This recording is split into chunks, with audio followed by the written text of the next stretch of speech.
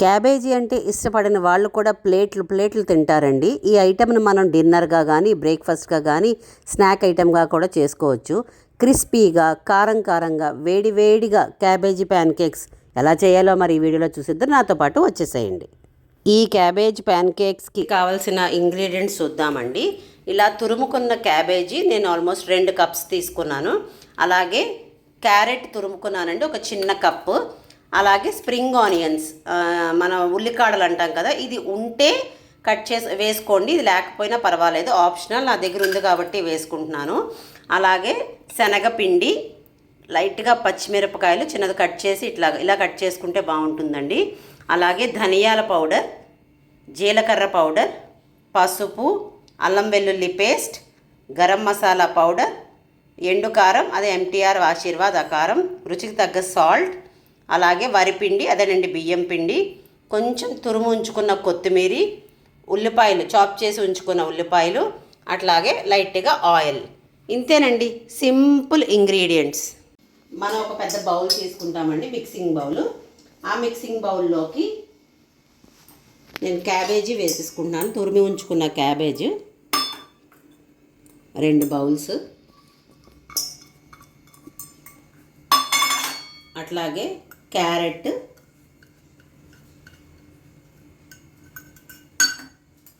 Spring onions, ఇది చెప్పాను కదా ఆప్షనల్, కొత్తిమీర,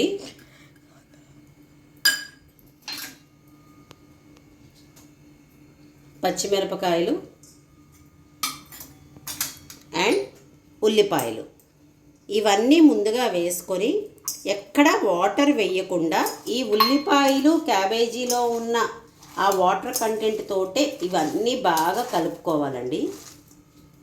సో చూసారు కదండి, ఇలా కొంచెం బాగా కలుపుకున్న తర్వాత మనం ఎండు కారం, ధనియాల పొడి, జీలకర్ర పొడి, లైట్గా పసుపు, గరం మసాలా పౌడర్ అండ్ తగినంత సాల్ట్ అవన్నీ వేసి మరొకసారి శుభ్రంగా కలుపుకోవాలండి. ఇక్కడ కూడా నేను ఎక్కడ వాటర్ వేయలేదు, కేవలం ఉల్లిపాయలు క్యాబేజీకి ఉన్న చెమ్మతోటే ఇవన్నీ ఒకసారి గట్టిగా సత్తుపూర్వ కలుపుకోవాలండి. అవి బాగా కలిసిన తర్వాత లైట్గా అల్లం వెల్లుల్లి పేస్ట్, శనగపిండి, ఇంకా మిగిలింది వరిపిండి, అదే బియ్యం పిండి అండి, వేసి మరొకసారి, ప్రస్తుతానికి కూడా వాటర్ ఏం వేయక్కర్లేదండి, ఇవన్నీ బాగా కలిసేటట్టు వితౌట్ వాటరే ముందు ఒకసారి ఈ ఉన్న చెమ్మతోటే కలుపుకోవాలండి. సో చూసారు కదండి, అవన్నీ బాగా కలిసిన తర్వాత ఇంకెక్కడ చెమ్మ మనం ఇంకెంత చేసినా వాటరీ కంటెంట్ రాలేదు అన్న టైంకి కొంచెం వాటర్ వేసుకొని మనం కప్ పేస్ట్లు, అంటే ఇంత బన్నులా వేసుకోవడానికి ఇడ్లీ పిండి రొట్టెలు వేసుకుంటాం చూడండి, ఆ కన్సిస్టెన్సీ వచ్చే వరకు, ఇది కొంచెం వాటర్, ఆ కన్సిస్టెన్సీ వచ్చే వరకు వాటర్ వేసుకోవాలన్నమాట. సో దీన్ని ఈ కన్సిస్టెన్సీలో కలుపుకొని కొంచెం ఈ ఉప్పు కారం అంతా దీనికి పట్టేటట్టు ఒక 5 మినిట్స్ పక్కన వదిలేసుకుంటే మంచిగా దానికి ఉప్పు కారం అన్నీ బాగా పడతాయండి. సో 5-10 మినిట్స్ నేను అలా వదిలేసానండి. మీకు ఈ స్టేజ్లో కావాలంటే ఉప్పు కారం చెక్ చేసుకోండి, ఏదైనా ఉప్పు సరిపోయినా వేసుకోవడం, కారం ఎక్కువ తినాలనుకున్న వాళ్ళు ఎండు కారం ఎక్కువ కలుపుకున్నా సరిపోతుందండి. ఈలోగా మనం ఇలాంటి ప్యాన్ని కొంచెం స్టవ్ మీద పెట్టుకొని వెలిగించుకొని, ఇది కొంచెం వేడెక్కిన తర్వాత మన ఆయిల్, మనం దోశలకు వేసుకుంటాం కదండి, అలాగా ఆయిల్ ఇలా దీనికి రాయాలన్నమాట. మీకు పెద్ద సైజు ప్యాన్ కేక్స్ వేసుకోవాలనుకుంటే పెద్దవి, లేదు చిన్న సైజు సరిపోతుంది దీనికి 2 చేసుకుంటామండి అనుకున్న వాళ్ళు మీ ఇష్టం. అందుకని నేనైతే ఒకసారి మొత్తానికి రాసేస్తున్నానండి ఆయిల్. దాన్ని బట్టి నేను చూసుకుంటాను సైజు, ఒకటే పెద్దది వేయాలా 2 చిన్నవి వేయాలా అన్నది.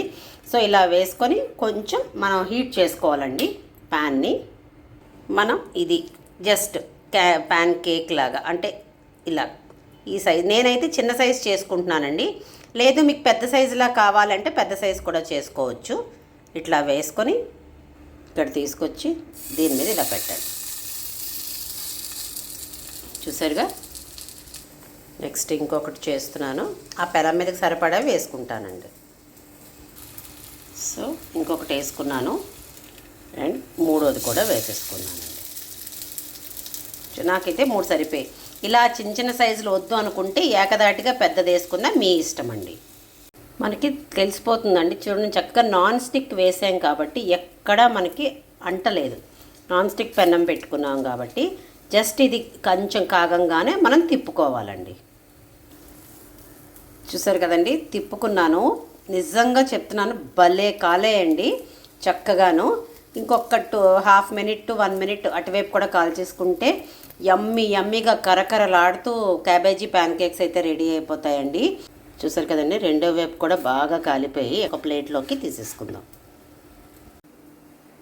టమాటా కొత్తిమీర కాంబినేషన్తో క్యాబేజీ ప్యాన్ కేక్స్ అయితే సూపర్గా వచ్చాయండి. రెండో వాయి కూడా వేసేసాను. వాయి అంటే వేపుడు కాదు, స్టవ్ మీద పెట్టేశాను. ఇదైతే మాత్రం మా డిన్నర్కి అయితే వేడిగా సూపర్గా వచ్చాయండి. ఇలా కాదు మేము వేరేగా చేసుకుంటామంటే ఆ ప్రాసెస్ కూడా కింద చెప్పండి, సో దట్ నాకు కూడా తెలుసుకుంటాను నేను. ఈ వీడియో కనుక మీకు నచ్చితే please do like, share and subscribe to ultimate Usha. ఉంటానండి, బాయ్.